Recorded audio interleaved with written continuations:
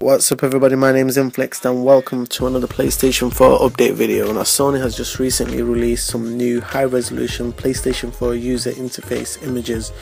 Now, as well as revealing how it will look on the PlayStation 4 itself, a number of the images also show what it will look like to access content from other devices including mobiles and tablets and computers.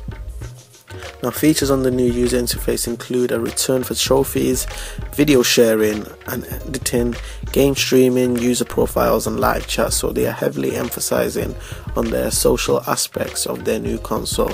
Now, I think the new user interface for the PlayStation 4 is a big step up in the right direction for Sony when compared to the PlayStation 3's XMB user interface. The PlayStation 3 XMB user interface was so dull and boring when compared to Microsoft's Xbox Live and their user interface. There was a night and day difference, and I could easily see why more people were drawn to the Xbox and not to the PlayStation 3 just by looking at the user interface. Now,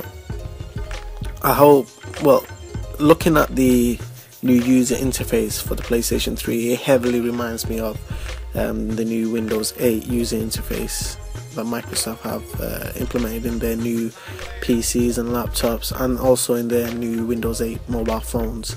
So I don't know if that's a good thing or a bad thing, but the fact that Sony's not bringing back the XMB into the PlayStation 4, it could only be a good thing.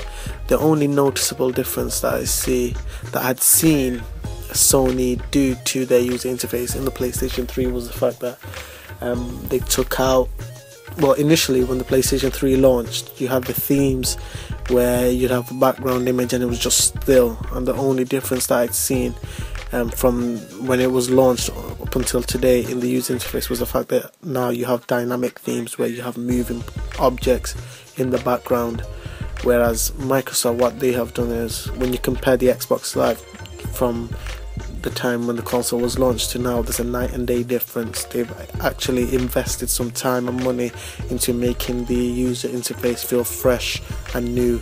So I hope Sony, they didn't do that with the PlayStation 3, they didn't heavily emphasize on that on the PlayStation 3, but I hope they do so on the next generation console. They don't just release the console and then just let the user interface just be. I hope they actually bring new stuff to it, they change it about from time to time as they didn't with the PlayStation 3, and I hope they do implement new services that they hadn't on the PlayStation 3. So the images that I've just shown on the video, those are just some of the images. I'll link all the images in the description. They are courtesy from the website GEMATSU or GEMATSU, I don't know exactly how to pronounce it, so do go and check those out. They are nice quality pictures.